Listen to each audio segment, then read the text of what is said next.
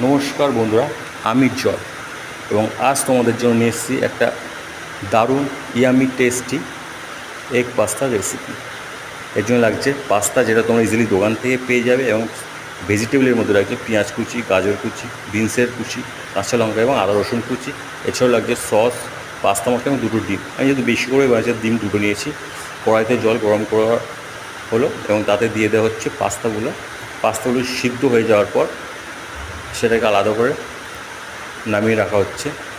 এটাকে ঠান্ডা করা হবে জল ঝরিয়ে নেওয়ার পর, এবং হালকা তেল লাগিয়ে রাখতে হবে যাতে পাস্তাগুলো একে অপরের সঙ্গে জড়িয়ে না যায়।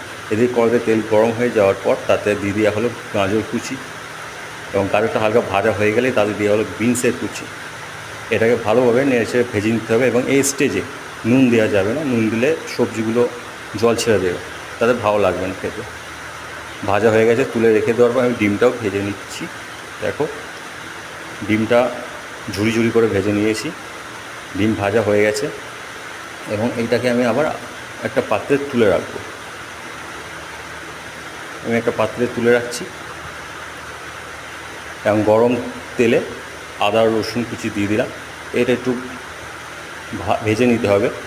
একটু ভেজে নেওয়ার পর যে একটু লালচে ভাব চলে আসবে, লালচে ভাব চলে আসলে এর মধ্যে আমি অ্যাড করে দেব পেঁয়াজ কুচি দিয়ে দিলাম। এছাড়াও এদের দিয়ে দেবো লঙ্কার কুচি, এবং বাকি যেগুলো আমি রেডি করে রেখেছিলাম, পেঁয়াজটা হালকা ভাজা হয়ে গেলে এগুলো দিয়ে দেবো।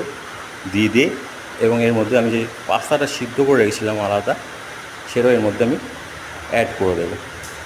অ্যাড করে দেওয়ার পর একটু ভেজে নিতে হবে, এবং এরই মাঝে আমি দিয়ে দেবো সামান্য পাস্তা মশলা। দেখো, আমি পাস্তা মশলা একটু দিয়ে দিয়েছি। পাস্তা মশলা দেওয়ার পর আমি এতে অ্যাড করব সস অ্যাড করার পর এটাকে একটু নেড়ে ছেড়ে নেওয়ার পর এমন কালার আসবে এবং এরকম টেস্টি লুক আসবে। সো ভালো লাগলে অবশ্যই লাইক, শেয়ার, সাবস্ক্রাইব করে দিও চ্যানেলটা। ধন্যবাদ।